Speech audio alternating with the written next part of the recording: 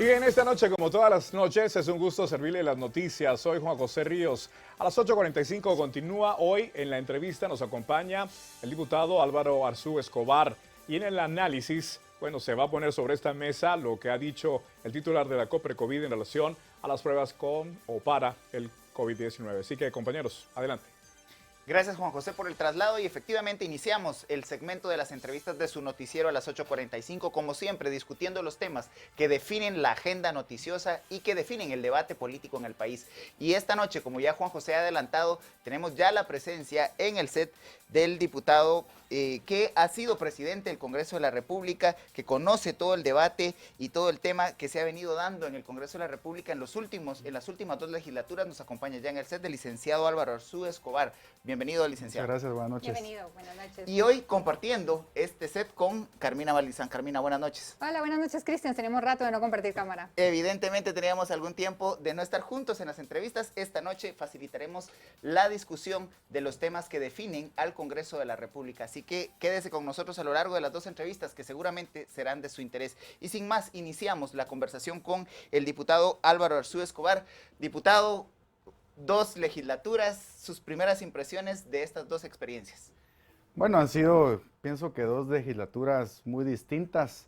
Yo la anterior creo que la dividiría en 2. Los primeros 2 años cuando fui pues, diputado raso, por decirlo así, y los 2 años de la presidencia del Congreso, que son una experiencia absolutamente distinta, con sus cosas buenas, con sus cosas difíciles, con sus retos, pero realmente al final desde esa posición es que uno verdaderamente entiende cómo funciona, cuál es la dinámica del Congreso, porque al final le toca a uno relacionarse con todas las bancadas, con todos los diputados, mal que bien está uno presente en todas las discusiones, en todos los procesos, y realmente sí fue una experiencia muy enriquecedora. Pienso yo que aprendí mucho, lo que uno no aprende en los textos, lo aprende en la práctica, y creo que en este año pues ha servido también mucho esa experiencia, sobre todo que obviamente es una legislatura donde casi la mitad o más de la mitad de los diputados pues obviamente son nuevos, y el Congreso tiene una dinámica propia que hasta que uno está dentro y la vive y la siente, uno va entendiendo realmente cómo funciona. Y a veces muchas personas se frustran por eso, porque se dan cuenta que las cosas quizás no son tan rápidas y tan ágiles como uno quisiera. Pero obviamente dentro de una democracia y dentro de una discusión parlamentaria, pues lleva sus procesos. Diputado, pues hay tantas expectativas. Su nombre es uno de los que más se menciona para volver a presidir la... Ay, Dios. Sí, ya se escucha, es increíble, ¿no? ¿Cómo se sentiría de nuevamente? Pues la verdad no lo he pensado. No lo ha pensado, su nombre ya se menciona, le comento. Bueno, a mí no me lo he mencionado todavía, para serle honesto. No es algo que en este momento creo que es una prioridad para mí en este momento. ¿Pero aceptaría el reto? Es que no quisiera yo opinarle, digamos, si sí o si no. Yo creo que, y lo dije varias veces, ser presidente del Congreso es el honor más grande que un diputado puede tener, es la aspiración más alta que un diputado puede tener dentro del Congreso. Entonces, obviamente, siempre, en cualquier circunstancia, presidir el Congreso es un grande honor que si se lo otorgan, si lo votan, si lo apoyan, pues obviamente es algo que lo llena a uno de mucho orgullo. Pero obviamente es también un puesto con muchos retos, en épocas muy difíciles también. Pero al final creo que el Congreso en este momento todavía no está hablando de eso. Creo que tenemos otros temas pendientes ahí que vienen antes de la elección de Junta Directiva. Diputado Arzú Escobar, precisamente usted ha referido ya a un tema particular de esta 9ª legislatura, y es que a 2 meses de haber asumido la 9ª legislatura toca enfrentar una pandemia, sí, algo para la cual ningún Estado en el mundo estaba preparado. Sus impresiones y su lectura de cómo ha funcionado el Congreso en medio de esta dinámica, ya 8 meses con la pandemia y legislando en medio de esta dinámica. Pues es sumamente difícil porque obviamente el Congreso, pues obviamente existe una aglomeración en el pleno del Congreso, y la dinámica propia que hay en este Parlamento guatemalteco es de hablar, digamos, de ir a hablar con esta bancada, después hablar con la otra y negociar que una enmienda o firmar esto o explicar esto. Es decir, no es que todos estén sentados en su curul viendo de lejos todo. Realmente han tratado de hacer sistemas de que tal vez en línea se puedan hacer las plenarias, pero eso mata la dinámica de la forma que funciona nuestro Congreso. Cada Congreso funciona distinto, pero el nuestro es muy activo en ese sentido, de mucho de hablar mucho, de mucho contacto. Entonces realmente sí se ha vuelto un poco más difícil que la agenda legislativa avance, porque obviamente pues todos nos estamos cuidando y no es gracia estar 10 horas, 12 horas metidos en un pleno, en un recinto cerrado con 200 gentes, hablando todos al mismo tiempo. Es decir, hay que tener mucho cuidado y creo que eso ha provocado que también la agenda avance un poco más lento. Con relación precisamente a la pandemia, al nuevo Congreso y demás, de las impresiones que hay y que todos lo hemos podido ver, es que hay un bloqueo en el Congreso. Se están bloqueando mutuamente, no pasa nada, las bancadas y el país, si algo tiene, es una necesidad urgente legislativa de ciertas cosas que se tienen que mover para poder salir de esta crisis. ¿Cuál es su impresión? Pues mira, yo pienso que hasta cierto punto es una lástima que estas situaciones se den en el primer año, porque por lo general estas cosas se dan en el último año, digamos, ya cuando hay proceso electoral, ya pues obviamente cada quien comienza a marcar sus posiciones. Pero yo pienso que es una lástima porque, como usted bien dice, hay tantos temas en este momento que son tan urgentes para el país. Y no solo son las cortes, digamos, si el lío es, bueno, cortes o reactivación económica, y hay tantos temas de reactivación económica que podemos conocer ahorita. Esta pandemia ha prácticamente destruido buena parte de nuestra economía. Nos va a tomar algunos años en algunos sectores salir adelante. El sector turístico, por ejemplo, el turismo no va a salir de aquí a 3 años, posiblemente adelante, que se comiencen a normalizar. El transporte público, ¿qué vamos a hacer con eso? Porque realmente no se puede hablar de una reapertura total de la economía si no tenemos transporte público.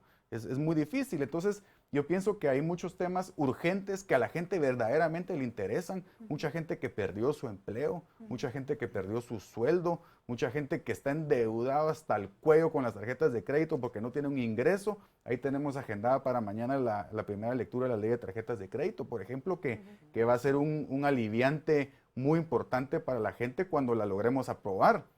Pero lo que a mí me duele de lo que usted dice es que efectivamente se enfrasca la discusión en el orden del día, que si esto va primero, que si esto va segundo, y en esos dimes y diretes, en esas discusiones sin sentido, en mi opinión, estamos dejando que pase el tiempo para resolver lo que verdaderamente es importante para la gente, no para los políticos, sino que para la gente, que es el tema económico en este momento. Ahora, diputado, usted refiere a un tema importante y es cómo se ha venido entrampando el debate político y legislativo a partir de posiciones en torno a decisiones del Ejecutivo respecto a la pandemia.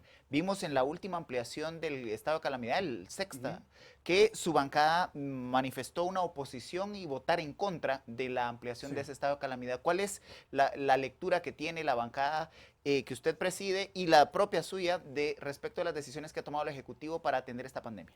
Mira, yo creo que tenemos que comenzar por entender que ningún país en el mundo estaba preparado para esto. Ninguno. Y Guatemala obviamente no es la excepción. Y recordemos también que el presidente asume el gobierno el 14 de enero y en marzo ya estamos en pandemia. Es decir, creo que esos elementos hay que tomarlos en cuenta. Eso no es excusa para los posibles errores que se han cometido, que son natural que se cometan errores. Pues aquí no comete errores, pero yo creo que tenemos que verlo también bajo ese punto de vista. Yo creo que el gobierno también hizo cosas buenas. Creo que el Congreso hizo cosas muy buenas. Aprobó una cantidad de préstamos y de fondos y de programas sociales para la gente que han sido prácticamente un salvavidas para millones de personas. Porque ya entiendo que ya han ejecutado creo que el 60% del bono familia. Entonces realmente sí se ha ido ejecutando el dinero, tal vez no con la velocidad que uno quisiera, pero ahí está. Es decir, el Congreso ha respondido, el gobierno hizo su mejor esfuerzo por responder en una situación sumamente complicada, pero lo que nosotros pensamos en esta última votación fue, ya es momento de pasar la página, porque el estado de calamidad no puede ser para siempre, pues tiene que haber un momento donde digamos, ya no, tenemos que convivir con esto. Algunos hablan que va a haber vacuna en noviembre, otros en diciembre, otros que va a haber en el 2021, otros que al 2022. Entonces realmente creo que tenemos que aprender a convivir con esa enfermedad, ser responsables como ciudadanos. Creo que uno sale a las calles y realmente todos están usando su mascarilla. Es decir, hay mucho respeto en el distanciamiento, todo el mundo se lava las manos, cuando uno entra hay gel. Es decir, creo que la gente ya entendió que es una responsabilidad individual también el protegerse a uno para poder proteger a los demás. Entonces pensamos que realmente ya la mayor parte de la economía estaba abierta, ya no le veíamos mayor sentido al estado de calamidad. El presidente de la República, en la entrevista más reciente que le hicimos acá en Canal Antigua, una de las cosas dijo es que, bueno, prácticamente esta era la última prórroga, porque él esperaba que ya precisamente para la reapertura completa. ¿Usted cree que el gobierno, el Ejecutivo mantenga esta posición para octubre, Bueno, que ya no se... No lo sé, yo, si lo dijo aquí, pues asumiría que si no hay algún cambio radical, digamos, en el nivel de contagio, mantuviera esa postura de no enviar otro estado de calamidad. En todo caso, si lo vuelven a enviar, pues nuestra posición sería la misma de no apoyarlo. Y es importante decir que no apoyarlo no quiere decir estar en contra del gobierno o atacar al gobierno o criticar al gobierno, sino que simplemente es, en esto no estamos de acuerdo en esto, pero delen, hay argumentos buenos también para apoyar el estado de calamidad. Nosotros creemos que los argumentos para no apoyarlo pesaban más y por lo tanto tomamos la decisión de no apoyarlo. Diputado, estamos en el segundo periodo fiscal que ha sido regido por el último presupuesto que fue aprobado precisamente en el primer año de su presidencia, en el año 2018. Desde esa época no se aprueba presupuesto. ¿Cómo ve la propuesta que ha hecho el Ejecutivo de cara al 2021? Un presupuesto que roza los 100.000 millones de quetzales, 100 millardos. Sí, está algo grande. Pero yo creo que partamos por de la idea de que es importante que se apruebe un presupuesto. No estoy diciendo que se apruebe este presupuesto, pero sí es importante que se apruebe un presupuesto. Porque como usted dice, pasar 3 años con un mismo presupuesto realmente se le vuelve bien complicado al Ejecutivo ejecutar cualquier rubro. Es decir, es muy difícil. Y sería irresponsable, creo yo, también porque la pandemia también nos obliga, y todo esto que hemos sufrido este año, a cambiar ciertas prioridades y hacer un presupuesto acorde a lo que creemos que va a necesitar el país el próximo año. Y ellos metieron un capítulo ahí de reactivación económica. Es decir, creo que hay que enfocarlo ahí y hay que enfocarlo también a los temas sociales para ayudar a la gente a salir adelante después de todo esto que hemos estado y seguimos viviendo este año. Entonces yo sí pienso que es importante que se apruebe un presupuesto. No creo que se vaya a aprobar con esos montos, honestamente. Creo que tenemos que ver muy bien el tema del déficit, el tema del endeudamiento, que es una deuda sumamente grande de bonos, son como 28.000 millones de quetzales en bonos. Y creo que tenemos que verlo bien. Creo que hay suficiente tiempo. La fecha límite es el 30 de noviembre para aprobarlo. O sea que yo creo que tenemos más que suficiente tiempo para hacer algo bien hecho, porque yo creo que el país sí se merece tener un presupuesto nuevo para el próximo año. Sobre ese tema hay como mucho descontento, precisamente en el tema económico, cuando las personas dicen, bueno, se le dio carta blanca al presidente en pocas palabras y no han ejecutado. Sin embargo, uno de los problemas principales para la reactivación económica es el marco institucional. Y eso es más del Congreso, independientemente de cuánto se le apruebe o no. ¿Cómo analiza usted el marco institucional? Porque a Guatemala nunca va a venir inversión si no tenemos un marco institucional fuerte. Aquí no se respeta el Estado de Derecho, aquí la inversión, pues la gente ya no quiere venir y necesitamos esa inversión. ¿Cómo pueden ustedes desde el Legislativo apoyar más a esto? Bueno, en el Legislativo tenemos en este momento una serie de iniciativas que están en su discusión para aprobación. Está la ley de leasing, la tasa de interés preferencial para la vivienda, la ley de tarjetas de crédito, la ley de contrataciones, que me parece que también es importante. Creo que hay que discutirla bien, pero me parece que es importante facilitarle, sobre todo a los alcaldes, ejecutar con transparencia y con fiscalización, por supuesto, pero también tenemos que hacerle fácil ejecutar. Es que la ley de contrataciones pareciera que está hecha para no poder ejecutar, y de eso no se trata. El gobierno tiene el pisto para gastárselo. No es como una empresa que necesita ahorrarse dinero, ¿no? Lo que le entra al gobierno es para gastárselo porque vienen los tributos de la gente y va para la gente. Entonces el gobierno tiene que gastar. Y hay otras leyes, está la ley de infraestructura vial, por ejemplo, está agendada también la ley de zonas francas, que me parece que esa puede ayudar mucho a atraer inversión extranjera.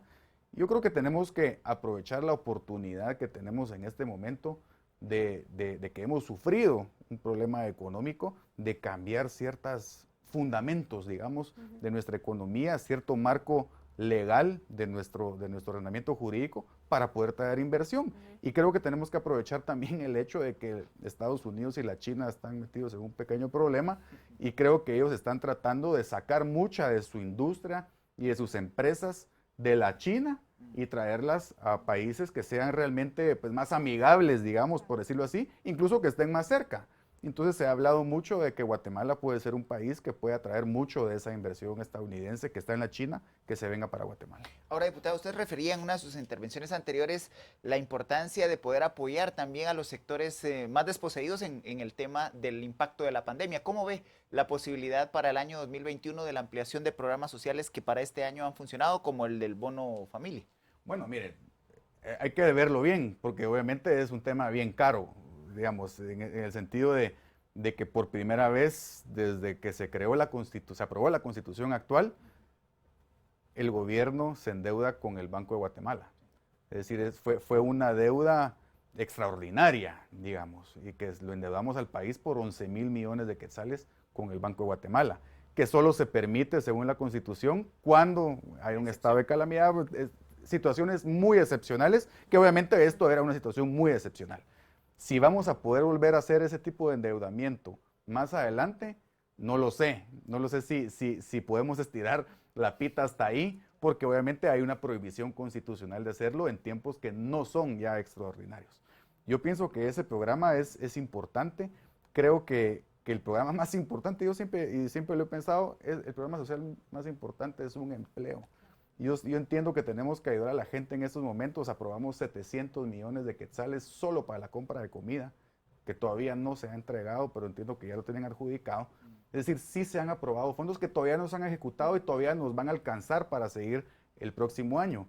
Pero generar empleo no es de la noche a la mañana, toma tiempo. Y tenemos que comenzar ya a hablar de eso y a aprobar ese tipo de leyes para sentar las bases dentro de unos 6 meses, un año, poder comenzar otra vez con la maquinaria.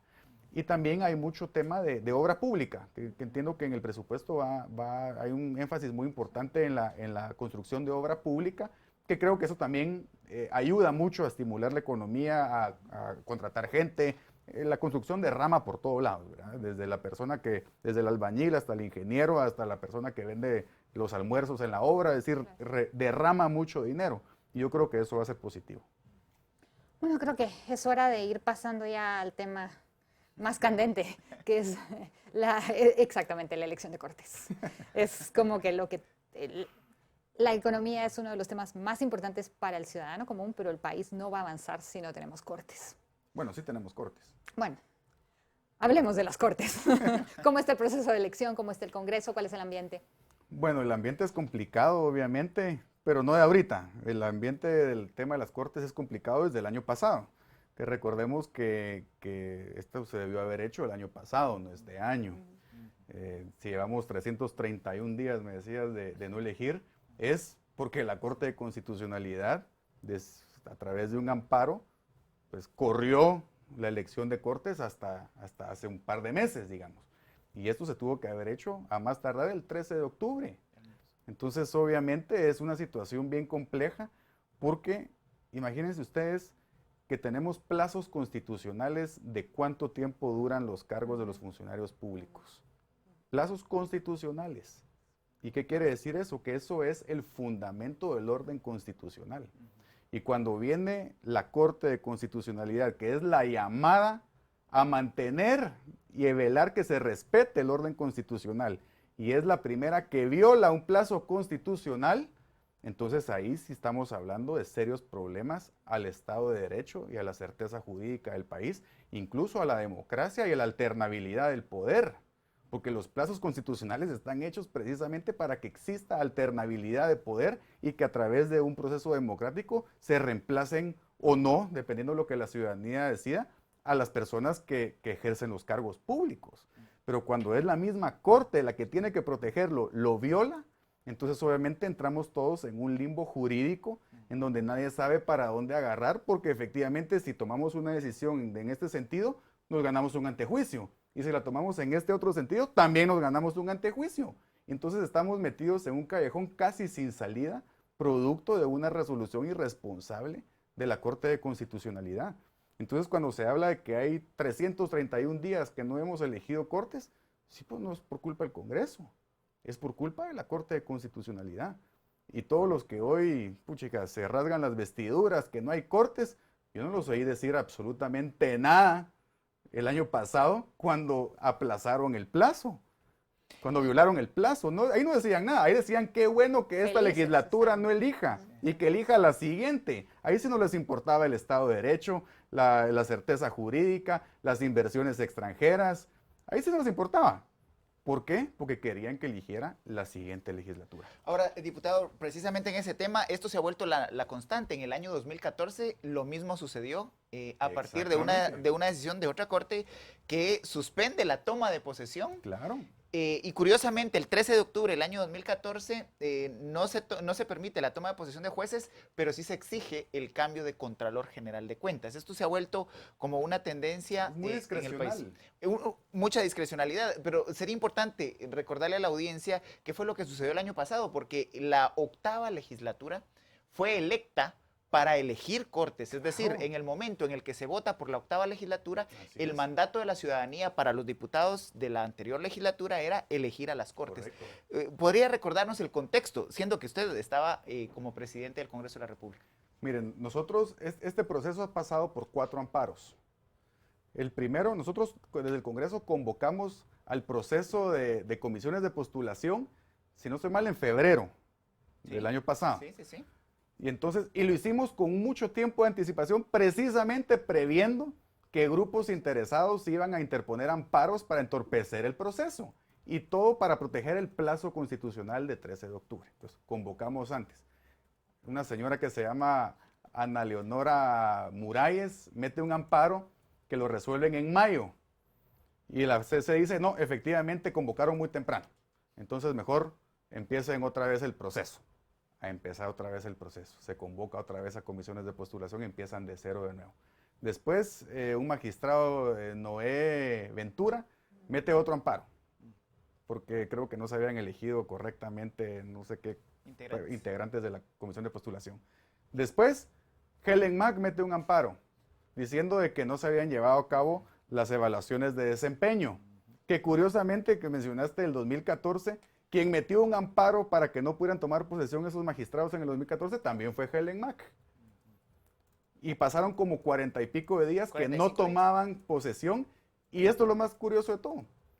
Los magistrados de la CC deciden dar el amparo definitivo para que tomen posesión aprovechando que Gloria Porras estaba de viaje. Se fue de viaje, entonces ahora demos el definitivo y se arregló el tema de las cortes. Entonces, es importante porque siempre son los mismos actores. Entonces, ahí vamos viendo que hay un interés muy particular en este tema.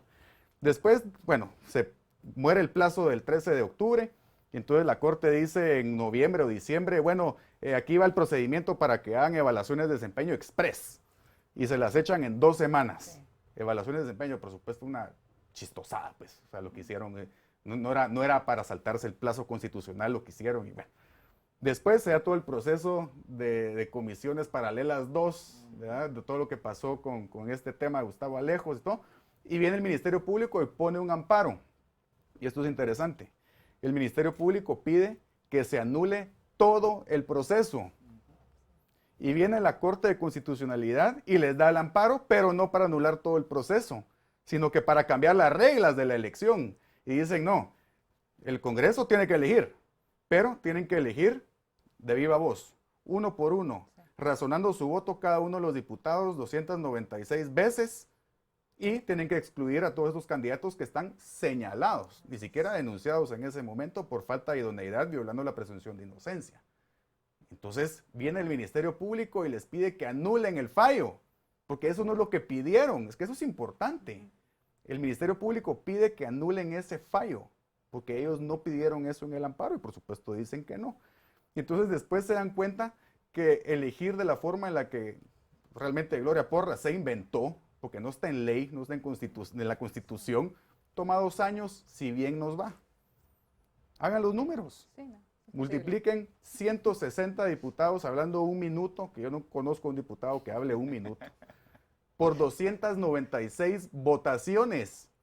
Son 4,000 y pico de minutos, lo pasa ahora, son como 700 y pico de horas, lo pasa a 4 sesiones, a 8 sesiones mensuales, le dan 22 meses y medio. Dedicados solo a eso. Dedicados 100% a eso.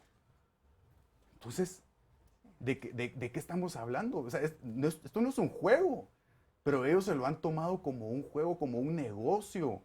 no les ha importado el Estado de Derecho. Entonces ahora dicen, es que si no elegimos cortes, ¿qué Estado de Derecho va a haber? Certeza jurídica, las inversiones, la economía. ¿Y qué Estado de Derecho tenemos hoy? ¿Qué certeza jurídica tenemos hoy? Pregúntenle a la hidroeléctrica de Oshek, que invirtió como $300 millones y le pararon la hidroeléctrica por un año por una resolución de la CC, o la mina San Rafael, que dejó a miles de familias desempleadas. ¿Qué certeza jurídica tenemos hoy con esta corte? Si uno va calculando todas las cosas que han hecho, nos llegamos a la conclusión que Gloria Porras le ha hecho más daño a la economía del país que el coronavirus. Sí, por supuesto. Esa es la realidad. Entonces, hoy por hoy no tenemos Estado de Derecho precisamente porque quien debe de velar por el Estado de Derecho es el primero en violarlo. Ahora bien, mucho de esto era porque ellos están ya pensando en su elección Claro. el año entrante, porque no querían a la 8ª legislatura.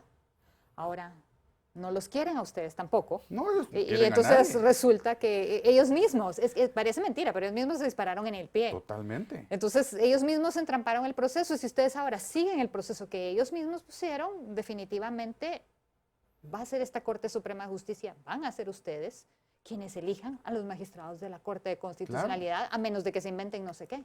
No, es que ese es el problema. Que el problema no es que si elige esta legislatura o la anterior o la siguiente, porque ni siquiera sabemos quién va a elegir a este paso. El problema es que ellos quieren que elijamos a los magistrados de ellos, que eso es lo que no dicen. Acá hay intereses por todos lados y han destapado los intereses de este lado, pero faltan los intereses de este. Aquí todos tienen sus intereses y eso es lo que no dicen. Y ellos no van a permitir que se lleve a cabo una elección hasta que no se elijan los de ellos. Ese es el tema. Y por eso es que dijeron elijan estos sí o estos no. Por eso es que dijeron que elija la siguiente legislatura porque creían que iban a tener más diputados en esta legislatura y se llevaron la gran sorpresa que tampoco tenían los diputados los suficientes votos en esta legislatura. Entonces ellos están jugando un juego muy perverso, muy delicado, muy triste para el país realmente, porque esto es algo que se debió haber hecho y que estábamos dispuestos a hacerlo desde el año pasado. Y seguimos en estas. Ahora, diputado, ya han empezado a surgir propuestas para tratar de desentrampar jurídicamente el tema, aunque sabemos que de fondo el problema es político. ¿Cuál es la postura o la propuesta que hace la bancada unionista para tratar de encontrar una salida y poder hacer una elección que al final favorezca el fortalecimiento de la institucionalidad de la justicia en el país? Mire, es difícil porque efectivamente le quieren dar una solución política a un problema jurídico, una solución política a un problema constitucional. Y recordemos que esto ya está judicializado. Es decir, ya hay antejuicios en contra de 13 magistrados suplentes. Hay antejuicios contra 92 diputados que nos ganamos un antejuicio por hacerle caso a la Corte. Increíble. Aprobamos un acuerdo legislativo que ponía textualmente, hasta con las mismas palabras, lo que la Corte quería que hiciéramos de cómo votar. Pues antejuiciados. Hay antejuicio en contra de 6 magistrados titulares y suplentes de la Corte de Constitucionalidad. Entonces, ¿cómo vamos a proceder en un proceso donde todo está judicializado? Es sumamente difícil, porque nadie se atreve a tomar ningún paso, porque como les dije, en el momento en el que se viola un plazo constitucional, entonces ya todo es un limbo jurídico y ya todos están actuando al margen de la ley. Esa es la realidad. ¿Por qué? Porque ya nos volamos un plazo. Eso no se puede hacer, para eso existen los plazos en la Constitución, no son un chiste, no son una referencia, son una obligación. Imagínense el precedente que pueden dejar ahora, el Congreso se puede quedar tal vez un año más, claro, o el presidente de la República se puede quedar un año más según ese criterio. Eso no se puede. Entonces, tenemos que ser muy serios. Desafortunadamente está judicializado todo. Ya hay jueces pesquisidores asignados a los magistrados suplentes que fueron denunciados, y tenemos que esperar a ver qué pasa con ellos, qué pasa también con el antejuicio de los diputados, qué pasa con el antejuicio de los magistrados de la CC. Entonces tenemos que esperar a que esto se desenrede un poco desde el ámbito judicial, porque desafortunadamente a ese plano lo llevaron. ¿El tiempo seguirá corriendo, diputado? Desafortunadamente creo que seguirá corriendo. Sí. Ahora bien, estas cortes, uno de los argumentos legales es que no, precisamente sus actuaciones no tienen validez la Corte Suprema de Justicia porque ellos ya están fuera del plazo constitucional. ¿Cuál es su criterio a este respecto? Bueno, yo entiendo que hay un artículo de la ley del organismo judicial que habla de que si no hay un sustituto están obligados a mantenerse en el cargo. Entiendo que también ellos, previo al 13 de octubre, pidieron una opinión consultiva de la Corte de Constitucionalidad que les corroboró de que podían continuar en el cargo ejerciendo todas sus funciones y todas sus facultades. Entonces, en ese sentido, puede que dicen, es que no hay cortes. No, cortes sí hay. Y ellos están haciendo su trabajo y todo lo que hagan es válido, digamos. Porque la O ley sea, usted sí lo considera válido. sí lo considero válido, ¿Y pero no tiene miedo que alguien venga después en este precedente a puede querer? suceder. Puede suceder, o sea, no estoy defendiendo que es una No, buena claro. situación. Simplemente estoy diciendo que, en mi opinión, es válido las actuaciones que ellos están Hay un sustento tomando. legal ya. Hay un sustento legal, pero no es una situación ideal, obviamente. Estamos en un momento donde se ha violado un plazo constitucional. Señor diputado, nos acercamos al cierre de la entrevista y es importante hablar de otros temas del Congreso, la Junta Directiva para el año entrante. Este año ha sido curioso en cuanto al impacto de la COVID-19 en el presidente del Congreso de la República, que es del partido oficial. ¿Cómo ve usted la integración para el año entrante de una Junta Directiva que logre desentrampar no solo este tema, sino otros vinculados a la reactivación económica, a la inversión social, a la inversión en infraestructura?